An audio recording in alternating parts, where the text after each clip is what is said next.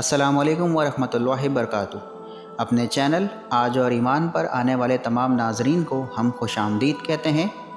ناظرین، آج ہم آپ کو بتائیں گے کہ ماں کی بد دعا یا دعا سے انسان کا کیا حال ہوتا ہے۔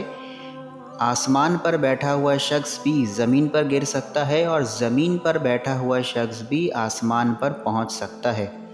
تو آج کے اس واقعے کی طرف چلتے ہیں اور آپ سے درخواست کریں گے کہ آپ نے اگر ابھی تک ہمارا چینل سبسکرائب نہیں کیا تو سبسکرائب کر لیں۔ رسول اکرم صلی اللہ علیہ وسلم فرماتے ہیں کہ ہم سے پچھلی امتوں میں ایک شخص تھے جو اللہ کے ولی تھے، جن کا نام جریج تھا۔ انہوں نے ایک مٹی کا گھر تعمیر کرایا ہوا تھا جس میں وہ صرف اللہ کی عبادت کیا کرتے تھے، اور وہ گھر شہر سے تھوڑا دور تھا۔ وہ نماز کے عادی اور اللہ کی عبادت میں اپنے آپ کو ہر وقت مشغول رکھا کرتے تھے، نمازیں ادا کرتے تھے، یعنی یہ کہا جائے کہ یہ اس وقت کے ولی اللہ تھے، غلط نہیں ہوگا۔ ایک مرتبہ ہوا یوں کہ جریج اپنی نماز میں تھے، تب ان کی والدہ آئیں اور انہیں آواز دی کہ اے جریج، آؤ میں تم سے ملنے آئی ہوں۔ جریج نماز پڑھ رہے تھے جو کہ نفلی نماز تھی، تو انہوں نے اللہ سے کہا کہ اللہ، میں نماز پڑھ رہا ہوں اور یہاں پر میری والدہ مجھے آواز دے رہی ہیں۔ تو انہوں نے دل میں خیال کیا کہ میں پہلے اپنی نماز مکمل کر کے ہی والدہ سے جا کر مل لیتا ہوں، لیکن نماز ختم ہونے تک والدہ وہاں سے ناراض ہو کر چلی گئیں۔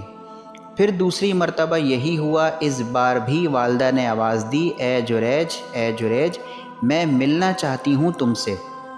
جریج پھر اپنی نماز میں مصروف تھے اور اللہ سے کہا کہ اللہ، میں اپنی نماز میں ہوں اور وہاں میری والدہ مجھے آواز دے رہی ہیں۔ تو جریج نے سوچا کہ میں نماز ختم کر کے جا کر اپنی والدہ سے ملاقات کر لوں گا، لیکن دوسری بار بھی ان کی والدہ وہاں سے چلی گئیں۔ تیسری بار بھی یہی ہوا، والدہ پھر آئیں اور جریج کو آواز دی۔ جریج اس وقت بھی اللہ کی عبادت میں تھے، نماز پڑھ رہے تھے اور ماں ناراض ہو کر چلی گئی۔ لیکن ناظرین، یہاں نے جریج کی ماں نے جاتے جاتے جریج کو بد دعا دی اور کہا کہ اے جریج، تو طوائفوں کا منہ دیکھے، ایسی بد دعا دے کر وہاں سے چلی گئیں۔ ناظرین، آپ کو یہاں بتاتے چلیں کہ پرانے دور میں بد دعا دینے کا اسی طریقے کا انداز ہوا کرتا تھا۔ آپ صلی اللہ علیہ وسلم آگے فرماتے ہیں کہ جریج کی جو مقبولیت تھی، ان کی جو عبادتیں تھیں، اس سے لوگ بہت جلا کرتے تھے اور لوگ ویسے ہی جریج پر الزام لگانا چاہتے تھے۔ لہٰذا قوم کے شیرپسند لوگوں نے ایک منصوبہ بنایا۔ انہوں نے ایک بری عورت، ایک فحاشہ عورت کو تیار کیا جو لوگوں سے منہ کالا کرتی تھی۔ یہ عورت جریج کے پاس آدھے لباس میں گئی اور اپنی طرف مائل کرنے کی دعوت دی، جس پر جریج نے اپنا منہ اس عورت سے پھیر لیا۔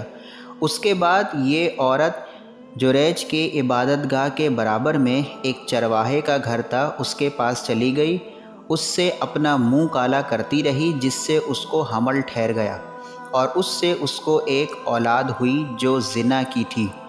جب اس کو ایک اولاد ہوئی تو عورت نے لوگوں سے کہا کہ یہ اولاد جریج کی ہے۔ جب بستی میں یہ بات چلی تو لوگوں نے آ کر جریج کو بے تحاشا مارنا پیٹنا شروع کر دیا، حتیٰ کہ اس کی عبادت گاہ کو بھی توڑ دیا اور مارتے مارتے اس وقت کے بادشاہ یعنی حاکم کے پاس لے گئے۔ جب وہاں پوچھا تو جریج نے کہا کہ بتاؤ تو صحیح، مجھے مار کیوں رہے ہو؟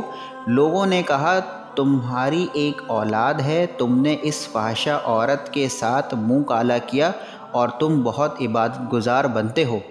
تو جریج نے کہا کہ اس بچے کو لاؤ، وہ عورت ہے کون؟ جب اس عورت کو لایا گیا تو اس نے کہا کہ جریج نے میرے ساتھ منہ کالا کیا ہے اور یہ ان کی اولاد ہے۔ جریج نے کہا کہ ٹھیک ہے، مجھے نماز پڑھنے دو۔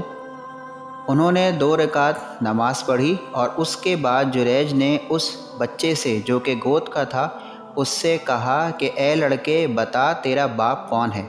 اللہ رب العزت نے اس لڑکے کو زبان دی اور اس نے کہا کہ میرا باپ وہ چرواہا ہے۔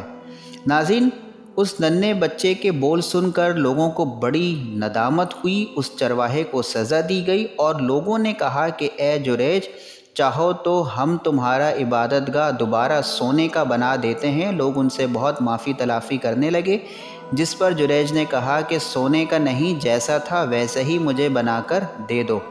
ناظرین، اس سے ہمیں سبق کیا ملتا ہے؟ اس واقعے میں سب سے پہلا سبق یہ ملتا ہے کہ ایک ولی کے حق میں بھی ماں اگر بد دعا کر دے تو اللہ قبول کر لیتا ہے، اس لیے کیونکہ اللہ کے پاس ان کا بہت اونچا مقام ہے۔